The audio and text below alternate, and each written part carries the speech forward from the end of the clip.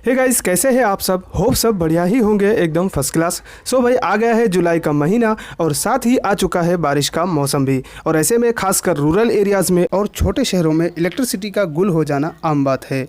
तो भाई ऐसे में आपके घर या शॉप या फिर आपके ऑफिस के लिए ज़रूरी हो जाता है एक इन्वर्टर का होना। तो भाई अगर आप एक नया इन्वर्टर लेने जा रहे हो और आप कंफ्यूज हो रहे हो कि आपको कौन सा इन्वर्टर लेना चाहिए और कौन सा नहीं, साथ ही बैटरी कौन सी लेनी चाहिए और कौन सी नहीं, तो देखते रहिए इस वीडियो को। ये वीडियो देखने के बाद आपका सारा कन्फ्यूजन दूर हो जाएगा और आप अच्छे से समझ पाओगे कि आपको कौन सा इन्वर्टर एंड बैटरी लेनी चाहिए।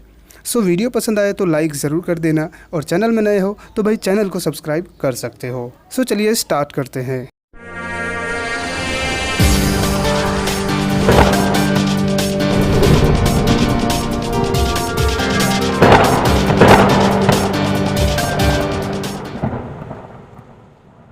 सो गाइस, जब भी हमें कोई प्रोडक्ट पहली बार ख़रीदना होता है और उसके बारे में हमें कोई नॉलेज ना हो तो हम क्या करते हैं, हम चले जाते हैं दुकान में और दुकान वाले से ही पूछ लेते हैं, भाई हमें कोई अच्छा सा प्रोडक्ट बताओ। और दुकान वाला हमारे साथ क्या करता है, दुकान वाला हमें वही प्रोडक्ट थमा देता है जिसमें उसका अच्छा कमीशन बचता हो। या फिर हम क्या करते हैं कि हमारे घर के आसपास अगर किसी के पास वो प्रोडक्ट हो और वो यूज़ कर रहा हो तो हम जाकर उसी से ही पूछ लेते हैं और हमारा पड़ोसी हमें बता देता है कि भाई हमारे पास ये वाला है और अच्छा है, आप चाहो तो ले सकते हैं, और हम जाकर वही उठा लाते हैं। और ऐसा हम इसलिए करते हैं कि उस चीज़ के बारे में हमें प्रॉपर नॉलेज नहीं होता। सो गाइस, जब भी हम कोई चीज़ पहली बार मोटी रकम इन्वेस्ट करके लेने जा रहे हों और उसके बारे में हमें कोई प्रॉपर नॉलेज ना हो तो पहले हमें उसके बारे में रिसर्च करनी चाहिए, पूरी नॉलेज हासिल कर लेनी चाहिए, उसके बाद जाकर उस चीज़ पर हमें पैसे इन्वेस्ट करनी चाहिए। सो जैसा कि आपको पता ही है, आज के वीडियो में हम बात करेंगे इन्वर्टर के बारे में। सबसे पहले हम बात करेंगे कि इन्वर्टर कितने तरीके के होते हैं,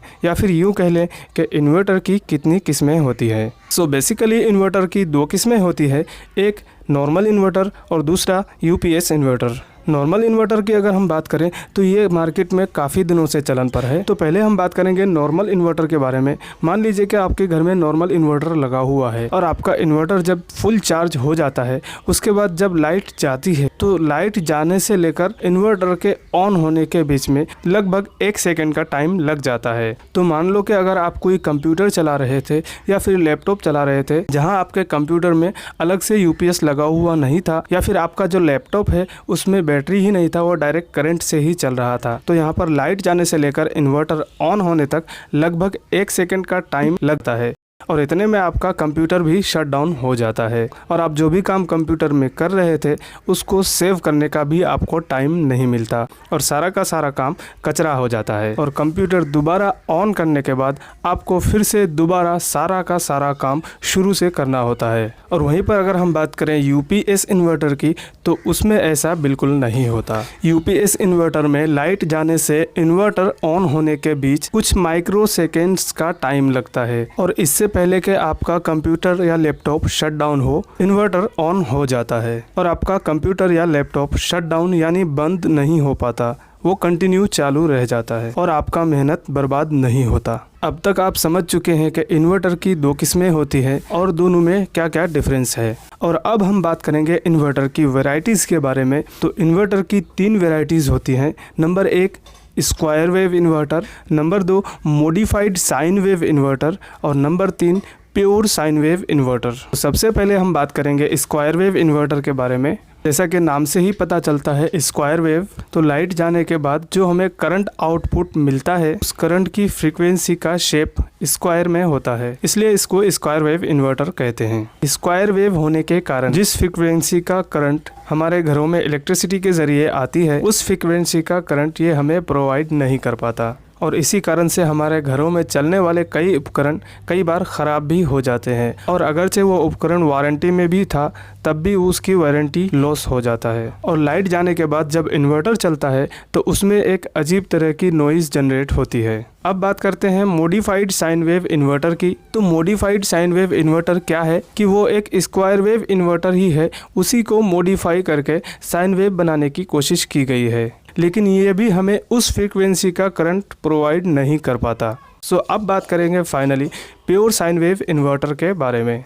तो जिस फ्रीक्वेंसी का करंट हमारे घरों में इलेक्ट्रिसिटी से आता है, प्योर साइन वेव इन्वर्टर लगभग उसी फ्रीक्वेंसी का करंट हमें देने में कामयाब हो जाता है और इसमें किसी तरह की कोई नॉइज़ जनरेट नहीं होती है। सो स्क्वायर वेव इन्वर्टर के मुकाबले प्योर साइन वेव इन्वर्टर थोड़ा सा महंगा होता है, बट मैं प्योर साइन वेव इन्वर्टर ही आपको सजेस्ट करूँगा। तो गाइज़, अब तक आप इन्वर्टर के बारे में पूरी तरह से समझ चुके हैं। इन्वर्टर की कितनी किस्में होती है, उसमें कौन कौन सी वेराइटीज़ आती है और कौन सा आपको लेना चाहिए और कौन सा नहीं। सो अब तक आप ये समझ चुके हो कि आपको इन्वर्टर कौन सा लेना चाहिए।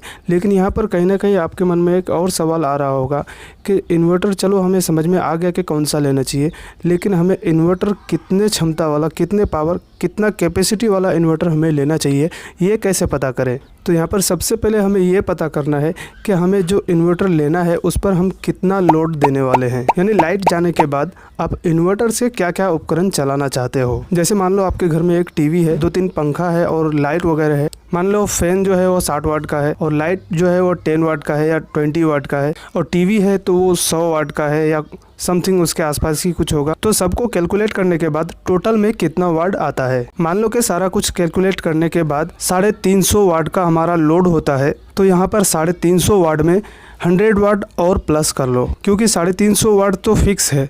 उसके अलावा भी कुछ ऐसी चीज़ें होती हैं हमारे घर में जो हमें कभी कभी चलाना होता है, जिनका यूज़ कभी कभी ही करते हैं। तो उन चीज़ों को चलाने के लिए हमें एक्स्ट्रा पावर की ज़रूरत रहेगी। तो यहाँ पर टोटल में आ जाएगा 450 वाट। अब 450 वाट में 50 वाट हमें और बढ़ा लेना है, और वो इसलिए बढ़ाना है कि जब भी हम किसी उपकरण को स्टार्ट करते हैं तो वो स्टार्टिंग के टाइम में ज़्यादा पावर कंज्यूम करता है, और जब वो रनिंग में आ जाता है उस टाइम पर जितना उसका कंजप्शन है वो उतना ही पावर खाता है। तो कुल मिलाकर टोटल में हमारे पास लोड हो गया 500 वाट का। तो क्या हमें 500 वाट का इन्वर्टर खरीदना चाहिए?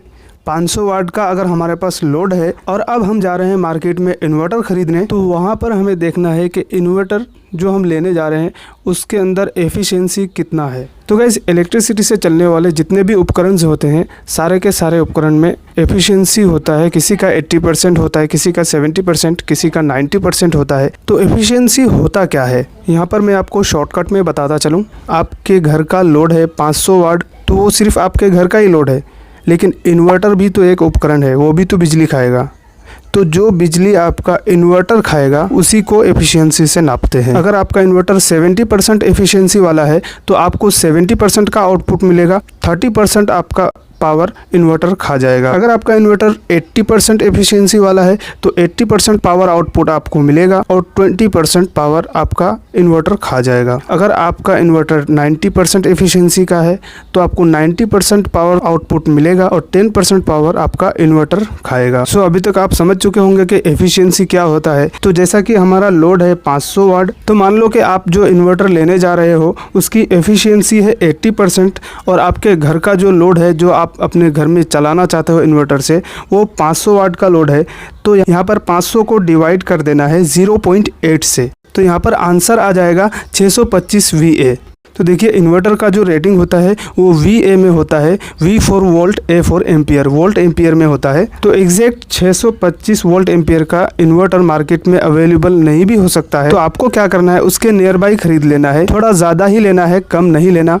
सो गाइस, इन्वर्टर के बारे में अब तक मैं सब कुछ आपको बता चुका हूँ। चलो अब बात करते हैं बैटरी के बारे में, कि बैटरी आपको कितने क्षमता वाली लेनी है, कितने पावर की आपको बैटरी लेनी चाहिए। सो बेसिकली बैटरी का जो पावर नापा जाता है वो AH में होता है, AH यानी एम्पियर आवर। तो हमें इन्वर्टर के लिए कितने एम्पियर आवर की बैटरी लेनी चाहिए, तो इसका भी एक सिंपल हिसाब यहाँ पर मैं आपको समझा देता हूँ। मान लो आपके घर का जो टोटल लोड है जो आप इन्वर्टर से चलाओगे वो 500 वाट है और लाइट जाने के बाद आपको कम से कम 3 घंटे की बैकअप चाहिए। तो यहाँ पर आपको 500 वाट को 3 घंटे से गुना कर देना है। तो यहाँ पर आंसर आएगा 1500 वाट, और 1500 वाट को 12 वोल्ट से, क्योंकि बैटरी 12 वोल्ट की ही आती है, तो 1500 वाट को 12 वोल्ट से डिवाइड कर देना है। तो यहाँ पर आंसर आएगा 125 AH। तो मान लो अगर एग्जैक्ट 125 AH की बैटरी अगर मार्केट में अवेलेबल नहीं है तो आप उसको भी इसके नियर बाई ही खरीद सकते हैं, लेकिन थोड़ा ज़्यादा ही खरीदना है,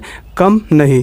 मान लो 125 की आपको ज़रूरत है तो 150 AH आप खरीद सकते हो। सो डेफिनेटली आप अब तक सब कुछ समझ चुके हो। सो अब आप डेफिनेटली एक नया इन्वर्टर एंड बैटरी आसानी से चूज़ कर सकते हो। सो आई होप कि वीडियो आपको ज़रूर पसंद आया होगा। अगर पसंद आया है तो लाइक ज़रूर कर देना, और चैनल में नए हो तो भाई चैनल को सब्सक्राइब कर सकते हो। सो आज के लिए बस इतना ही, मिलेंगे फिर से अगले वीडियो में। तब तक के लिए खुदा हाफिज़, नमस्कार, जय हिंद, टेक केयर एंड